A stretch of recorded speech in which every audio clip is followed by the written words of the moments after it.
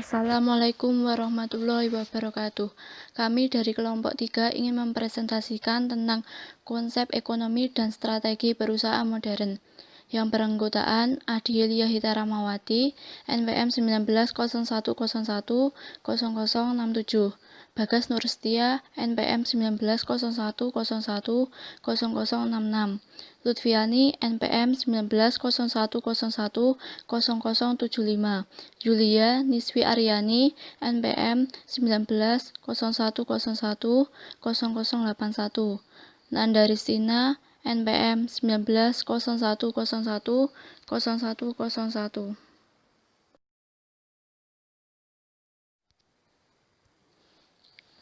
Pengertian konsep ekonomi.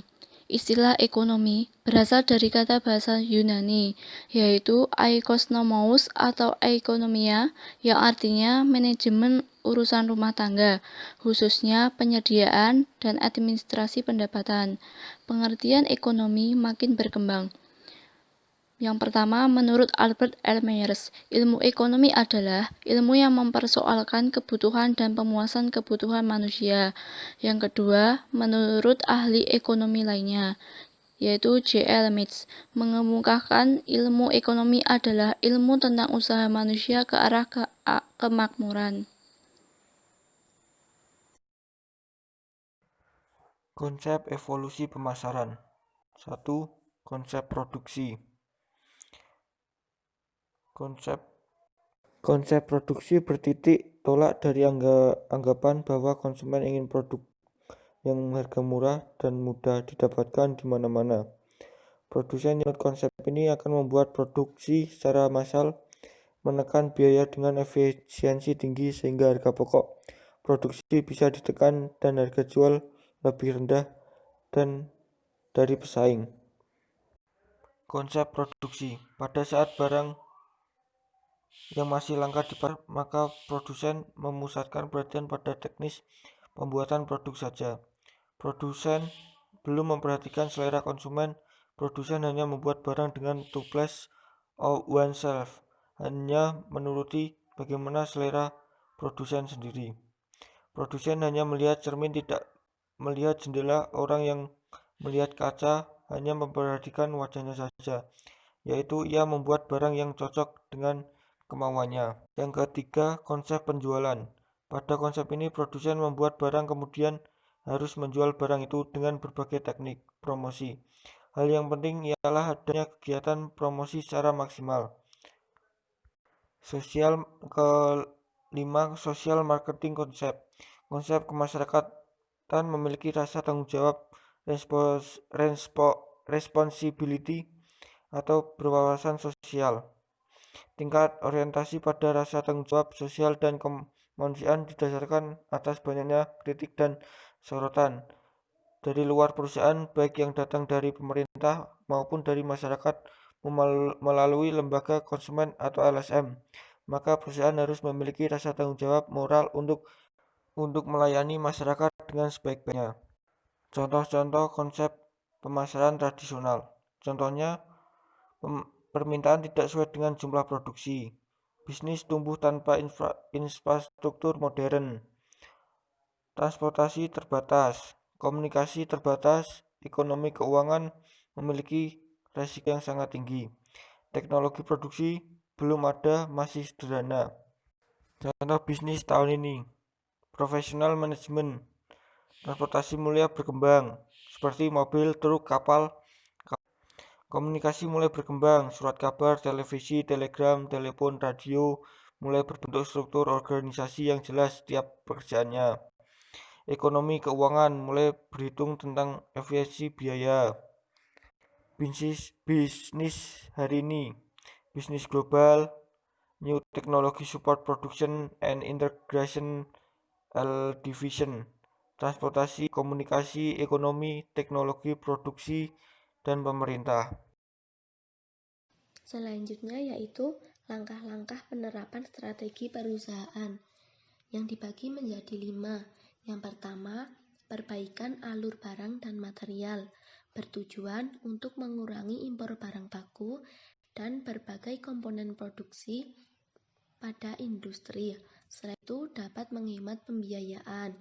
Yang kedua, meningkatkan kualitas sumber daya manusia dengan cara karyawan didorong untuk terus belajar dan meningkatkan pengetahuannya mengenai teknologi. Yang ketiga, penggunaan teknologi digital. Dengan mempunyai strategi untuk membangun pondasi IT yang cerdas dan membangun sistem konektivitas IT yang cerdas. Yang keempat, harmonisasi aturan dan kebijakan. Dengan diperlukan harmonisasi dalam pembuatan dan pengaplikasian aturan dan kebijakan tersebut agar tidak menjadi bumerang bagi perusahaan itu sendiri. Yang terakhir yaitu menarik minat investor asing dengan cara berdialog dengan pemerintah asing untuk berkolaborasi tingkat nasional dan melakukan promosi pendekatan diri kepada konsumen yang menjadi solusi paling ampuh untuk mempertahankan konsumen. Kemudian di sini ada tujuan strategi perusahaan. Yang pertama, strategi sebagai cara untuk mencapai tujuan organisasi. Umumnya, strategi itu digunakan untuk mencapai tujuan suatu organisasi atau perusahaan. Yang kedua, strategi didefinisikan sebagai kompetitif domain dalam organisasi. Yang ketiga, strategi sebagai sifat yang koheren, integratif, dan memandang organisasi sebagai satu kesatuan. Yang keempat, strategi sebagai respon terhadap peluang dan ancaman eksternal dan kekuatan dan kelemahan internal. Yang kelima, strategi dipandang sebagai usaha untuk mencapai keunggulan kompetitif, yaitu strategi itu dilakukan untuk mencapai keunggulan kompetitif dalam suatu perusahaan. Yang keenam, yaitu ada strategi sebagai sebuah pilihan. Dan yang terakhir, strategi sebagai hasil pemikiran. Nah, itu hasil pemikiran ini adalah suatu hasil pemikiran dari perusahaan tersebut. Selanjutnya, di sini ada macam-macam strategi. 1. Berdasarkan ruang lingkup. Strategi ini merupakan strategi inti atau strategi ini biasanya lebih ketat seperti strategi program dan bisa dijadikan sebagai substrategi. Yang kedua, berdasarkan fase organisasi. Jenis macam strategi seperti ini itu biasanya terdiri atas beberapa bagian. Ya, sedikit-sedikitnya itu sekitar 2 fase, yakni strategi kantor inti dan strategi bagian. Kemudian yang ketiga, berdasarkan sumber material dan bukan material. Strategi ini dapat berhubungan dengan gaya berperilaku atau gaya manajemen ataupun bisa gagasan mengenai kondisi yang menjadi perilaku sosial. Yang keempat, berdasarkan tujuan. Berdasarkan perkembangan fasilitas pokok dari perusahaan dan banyaknya strategi yang dapat dipilih untuk perkembangan perusahaan tersebut. Yang kelima, berdasarkan strategi pribadi pimpinan. Nah, pada umumnya itu strategi ini tidak tertulis dan sebagai bentuk untuk meningkatkan strategi suatu perusahaan.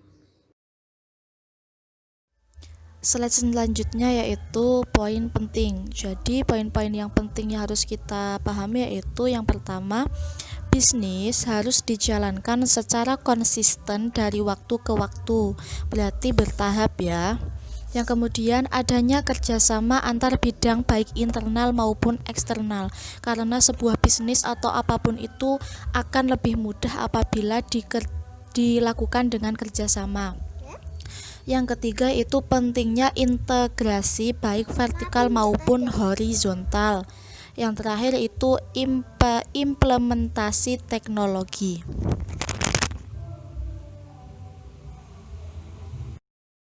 Sekian dari kelompok kami. Apabila ada salah, kami mengucapkan permohonan maaf yang setulus-tulusnya. Wabillahi taufik wal hidayah.